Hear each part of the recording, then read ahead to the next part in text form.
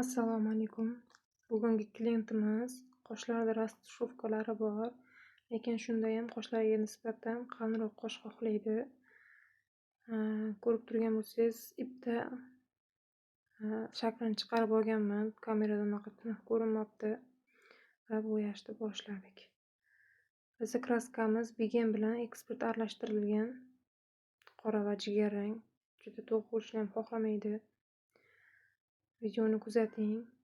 Osongina qosh bo'yash, qoshni shaklini chiqarishni o'rganing. Qoshning tolalari qalin, o'shaning uchun ipda ko'proq ishlashga harakat qilamiz. Oralariga yaxshilab kirishi kerak. Pastga qaragan, tepaga qaragan qoshlarini hammasini birgalikda qosh bo'yog'ini ichiga yopishtirib olamiz. Bo'lmasam ishingizda xalal qilib, sachrab, hamma joyiga sachrab ketishi mumkin qosh bo'yog'imiz. Old qismini to'g'rilab oldik. Endi orqa qismiga ishlayveramiz. Pastki qoshlarni tepaga yig'ib oldik.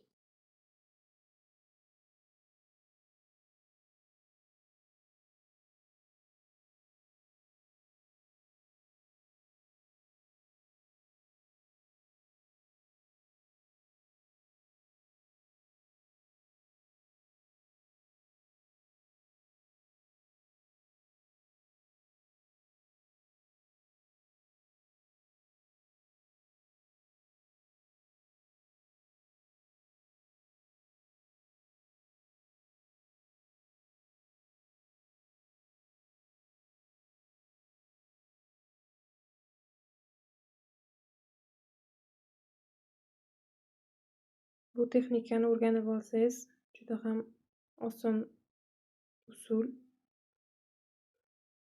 Qoshimizni dum qismini bo'yab olamiz.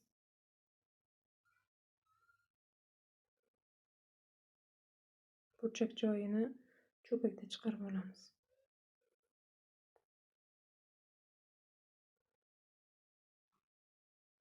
Qoshingizda xatolik ketsa, oshiqcha chiqib qolgan joylarini ipda tozalasangiz ham bo'ladi.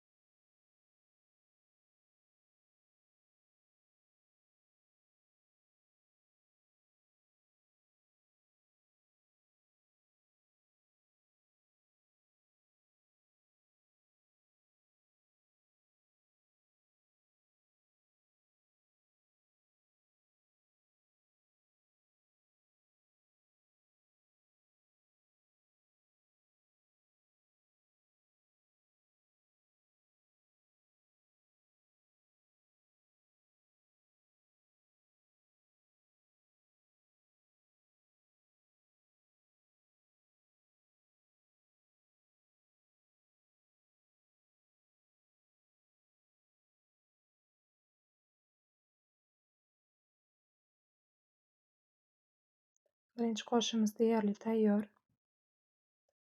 Endi ikkinchi qoshimizga navbat.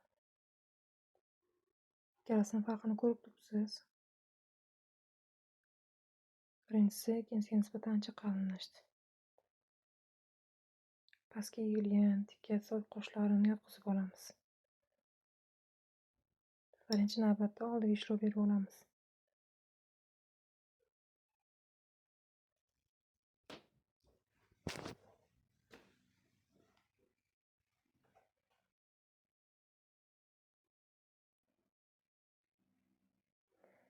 Keyingi videoda ko'rsataman, qaysi qosh bo'yoqlari tayyorlanganini. Videolarimni kuzatishda davom eting. O'z izohingizni kommentariyaga yozib qoldiring. Bu qosh bo'yog'imiz bir hafta turadi.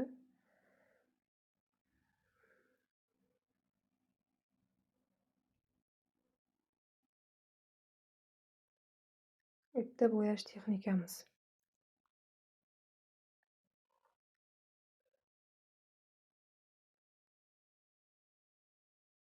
Hozirgi tayyorlagan qosh bo'yog'imiz avvalgilariga nisbatan boshqacha.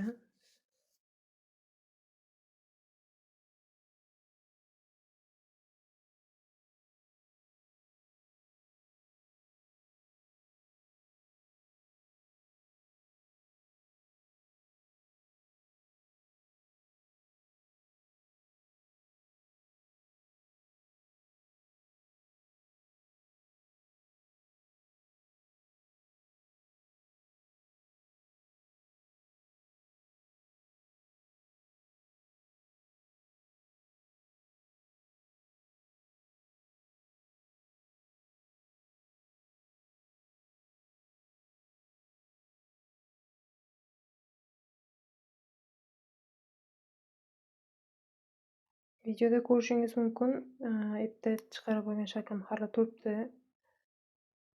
Boshida o'rganishingizda bittasini bo'yab bo'lguningizgacha ikkinchisigacha ko'pchilikda yetib bormaydi. Qaytadan shakl chiqarib olish kerak ip bilan.